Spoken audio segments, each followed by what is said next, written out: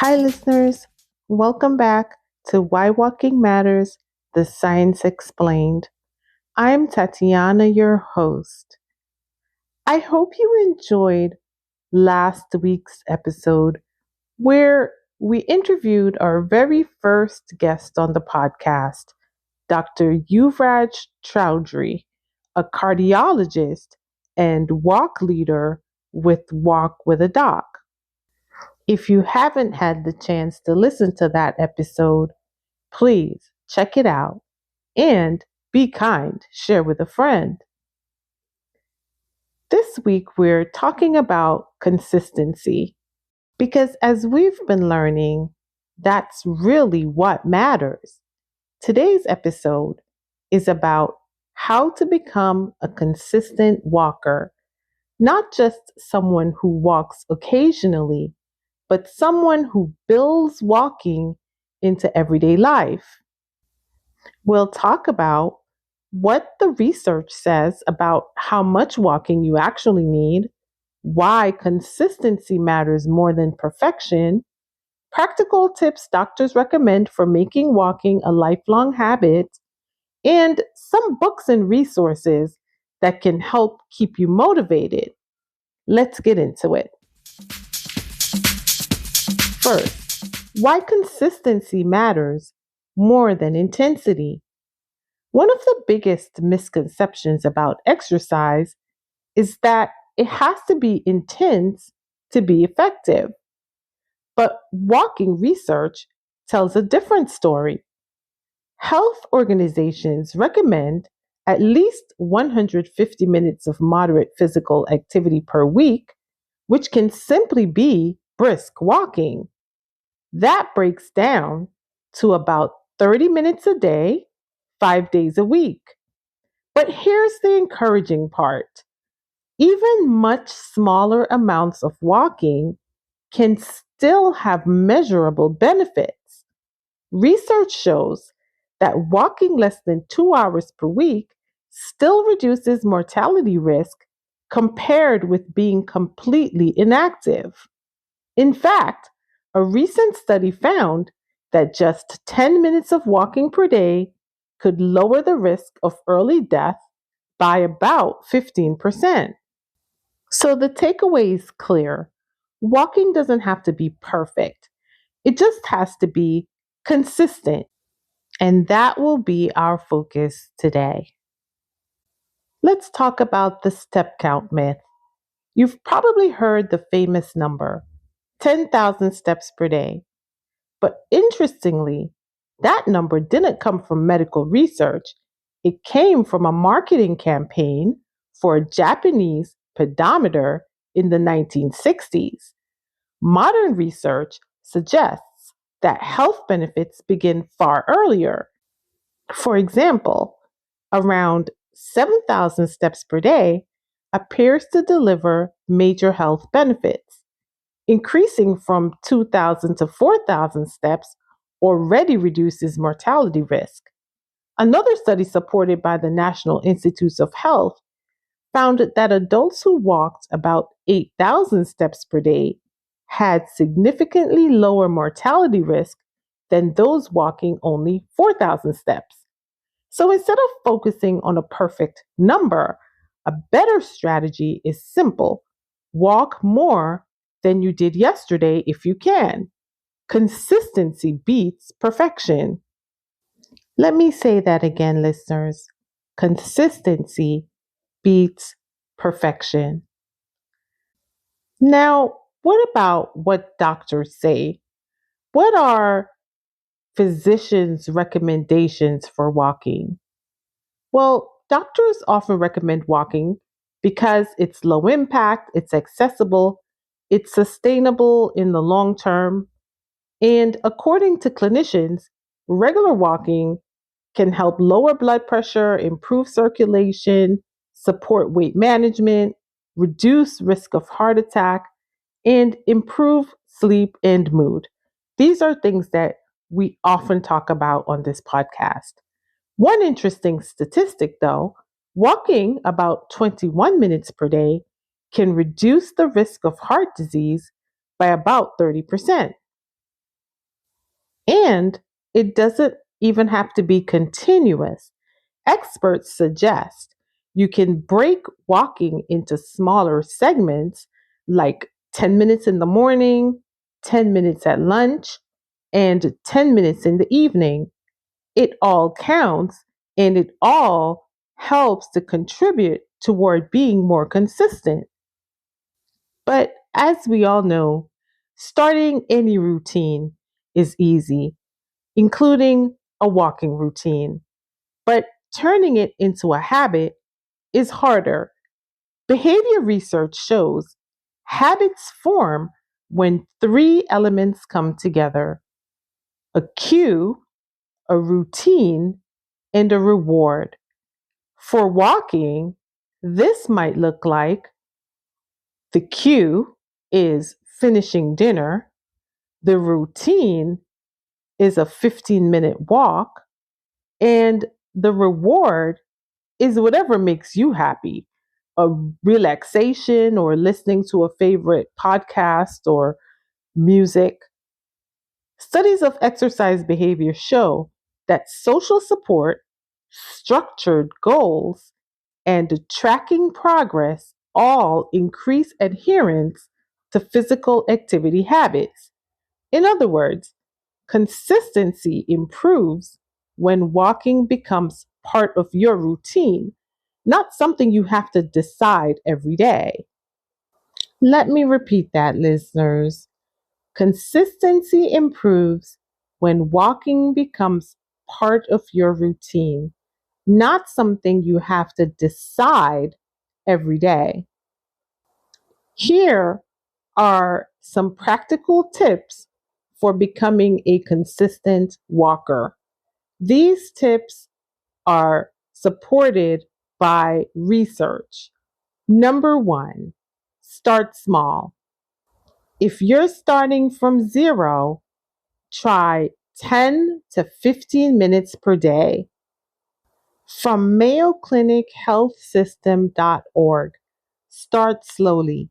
If you've been inactive, then start gently with 5 to 10 minutes at a steady pace and build up your time and distance over a couple of weeks to months.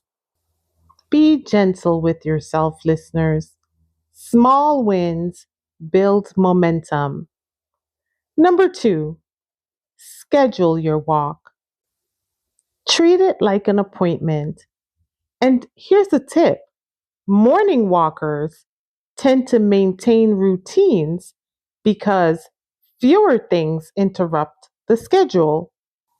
Think of your walking time as an appointment you make with yourself. And remember that the consequences of missing that appointment may mean less independence in the future.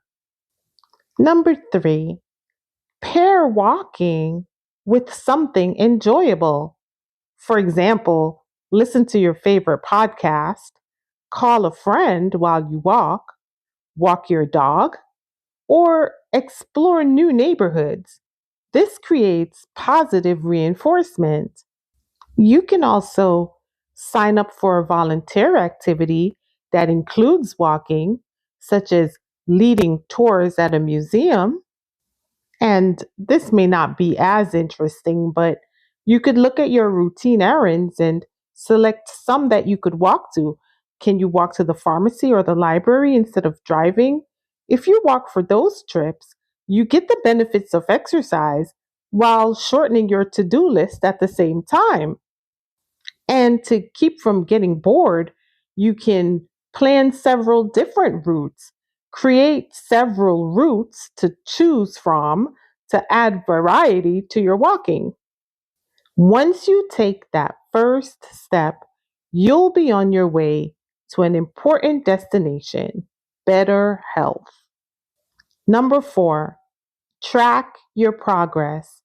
Step trackers and phone apps help to build awareness. Research shows that tracking behavior increases the likelihood of maintaining healthy habits. Record improvements in time, distance, and flexibility by measuring your progress on a weekly or monthly basis. For example, if your goal is increased stamina, measure how far you can walk in 30 minutes. You'll see the greatest improvement during the first month, so track your progress on a weekly basis at the start of your walking program.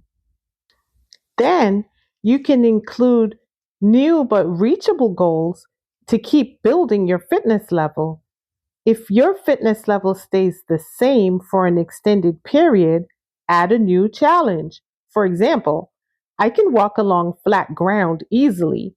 I'd like to be able to do a hike up hills with my grandkids. So, your new goal may be to include hills in your walking program if your doctor has said this is all right. MayoClinicHealthSystem.org says, embrace apps or leave technology at home. Your smartwatch may have started out as an accountability partner, pushing you to start that next walk. But wearable technology also can provide virtual badges as you reach certain goals, let you walk virtually with friends, and even incorporate mindfulness. Or try a walk without technology. Listen to the sounds around you. Feel the cool breeze on your face. Take some time for just you. And setting realistic goals can include 20 to 40 minutes of walking 5 days a week. Number five, walk with other people. Walking groups and social accountability dramatically improve adherence. Programs like Walk with a Doc are built around this exact principle. According to NHTSA.gov, walking with other people makes it easier to keep an exercise commitment. It also gives you a chance to catch up with friends. Not only will walking with family or friends help keep you accountable, but they'll also reap the benefits of a walking program. And if there are no humans available, bring the dog or the cat. And here are some final tips to help maintain consistency. Write down the reasons you decided walking is worthwhile. Put these reasons at the top of your progress sheet and review them as you record your progress. Update them when necessary. Have alternative walking places in mind to use during inclement weather. Walking inside a shopping mall or a public building is better than walking outdoors in slick or snowy conditions. A walking stick can be helpful in slick conditions if you walk outside. And some tips to spice it up from Mayo Clinic: add a workout section with a set of lunges, squats, or push ups as small challenges to your walking route. Create a walking bingo game or mentally play the alphabet game while finding something along your route that begins with A, B, or C. Walk like other animals. That should be funny. Try a new route to vary your scenery as well as your level of difficulty. Walk on grass or dirt or gravel path instead of concrete. Vary your pace by speed walking for short distances. Up the ante with resistance bands or weights. And listen to music or your favorite podcast or guided meditation. And remember to fuel your body and stay hydrated. And one more, listeners, adjust your plan if you need to. If you're taking a trip or working overtime, think of ways to incorporate short walks into your day to keep your plan on track. From news.vitalityglobal.com, incentivizing and sustaining healthy habits. The Habit Index sheds light on the science of habit formation to understand how we can build habitual exercise habits and improve health. It shows that the most enduring physical activity habits are formed gradually in laddered increments, starting with a lower target. The three rules for creating robust habits are: 1. Start low and slow. Don't be too ambitious. Individuals who start with low to moderate intensity exercise at low frequency are likely to maintain their habit 20% longer compared to those who start with high intensity workouts. 2. Use habit laddering. Set a target from your baseline. Set the target based on aims and existing health status. For example, when inactive, starting with 2,500 steps 3 to 5 times a week serves as the first step on the ladder. 3. Focus on consistency, then intensity. Keep up the activity to form the habit and only increase the intensity once the action has been repeated for between 6 and 8 weeks. And our final article for this episode, listeners, from NIH.gov. A research team with investigators from NIH's National Cancer Institute and National Institute on Aging and the Centers for Disease Control and Prevention looked at the association between step count, intensity, and risk of death in a broader range of the US population. They used data on physical activity collected by a National Health Survey, the National Health and Nutrition Examination Survey, between 2003 and 2006. The study was published on March 24th, 2020 in JAMA. The team used data from people aged 40 or older who wore an accelerometer, a device that measures step number and cadence, steps per minute, during their waking hours for a week. Researchers then collected information on deaths for about a decade. They also tracked deaths specifically from cancer and heart disease. In their analysis, the researchers compared the risk of death over the follow up period among people who took fewer than 4,000 up to 8,000 or 12,000 or more steps a day. They also tested whether step intensity, measured by cadence, was associated with better health. During the decade of follow up, 1,165 out of the 4,840 participants died from any cause. Of these, 406 died from heart disease and 283 died of cancer. Compared with people who took 4,000 steps a day, those who took 8,000 steps a day at the start of the study had a 50% lower risk of dying from any cause during follow up. People who took 12,000 steps a day had a 65% lower risk of dying than those who took only 4,000. Higher step counts were also associated with lower rates of death from heart disease and cancer. These benefits were consistent across age, sex, and race groups.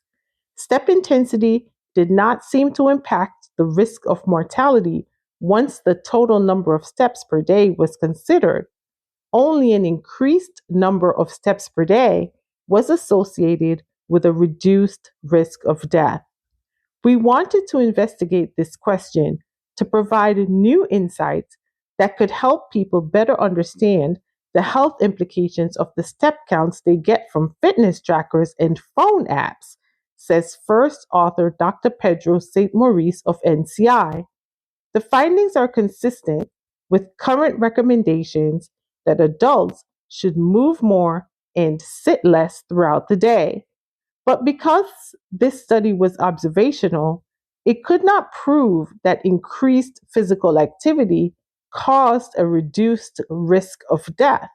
Higher step counts also may reflect people who were in better health to begin with, which could potentially influence the results. To summarize, listeners, adults who took 8,000 or more steps a day had a reduced risk of death over the following decade than those who only walked 4,000 steps a day. And step intensity, that's the number of steps per minute, didn't influence the risk of death, suggesting that the total number of steps per day is more important than intensity. Before we end today, listeners, I'd like to share some books and media that may inspire you to walk if you're still trying to get out there. If you want deeper inspiration, here are some excellent resources. In Praise of Walking by Shane O'Mara is a fascinating exploration of how walking improves the brain, creativity, and longevity. The Joy of Movement by Kelly McGonigal explains why movement, including walking, makes us happier and more resilient. Atomic Habits by James Clear it isn't about walking specifically, but is one of the best books on building lasting habits. You might also explore interviews with walking advocates through Walk with a Doc or longevity research discussions from the American Heart Association. These organizations frequently share research and practical guidance for everyday movement. One of the most important insights from research is this: you don't need to be an athlete, you just need to keep moving. Studies show that habitual walking, even a few thousand steps several times per week, is associated with lower mortality risk and longer life expectancy. That means every walk counts, every step counts, and consistency is what makes the difference. So here's the takeaway from today's episode: walking isn't just exercise, it's one of the simplest, most powerful health habits you can build. Start small, stay consistent, and let the habit work for you. For the next 2 weeks, listeners, I'm inviting you to join the 14-day Consistent Walker Challenge. The goal is simple: walk every day for 14 days. Not perfectly, not intensely, just consistently. Rule number one: walk every day. Your walk can be 10 minutes, 20 minutes, 30 minutes. The key is daily movement. Research shows that even short walks can support cardiovascular health and longevity. Rule number two: make it easy if you're just starting out. Pick a default walking time like after breakfast, during lunch, or after dinner. And when walking becomes tied to a routine, it becomes a habit. Rule number three: track your streak. Keep a simple record. You can mark it on a calendar, use your phone notes, use a step tracker. Watching your streak grow is powerful motivation. And rule four: don't miss twice. Life happens. If you miss one day, don't quit. Just start again the next day. Habit experts often say the most important rule is never miss 2 days in a row. By the end of 14 days, many people notice more energy, better sleep, improved mood, and stronger habit formation. And most importantly, walking starts to feel normal. Not something you force yourself to do, something you simply do. I invite you, listeners, to share your walk at whywalkingmatters.com. 2 weeks from now, ask yourself one question: am I someone who occasionally walks or someone who is a walker? Consistency changes identity. Until next time, listeners, keep walking.